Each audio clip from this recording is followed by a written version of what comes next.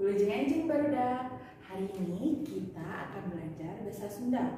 Untuk pembelajaran kelas 3, temanya adalah Nikah Heman, Sasatoan, dan Tutumbuhan.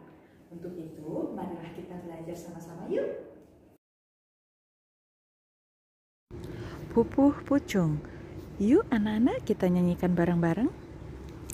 Lutung buntung loncat kana tunggul gintung, monyet loreng lepas loncat kana pager dengdek, bajing kuning jalang belang buntutna. Hayu batur urang diajar sing suhud, ulah lalawora bisi engkeh henteu naik, batur seuri urang sumenggrek langsa.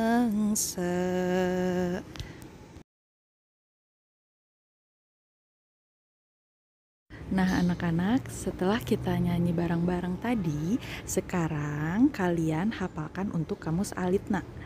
Ada kata awak artinya badan, lutung kera, buntung putus, luncat lompat, tunggul pangkal pohon, gintung sejenis pohon, lepas lepa, pager pagar, dengdek miring, bajing tupai, jaralang tupai raksasa, belang loreng, buntutna ekorna, suhud rajin, lalawora kelalayan, bisi kalau atau jika, batur orang lain, seuri tertawa, nalangsa sedih.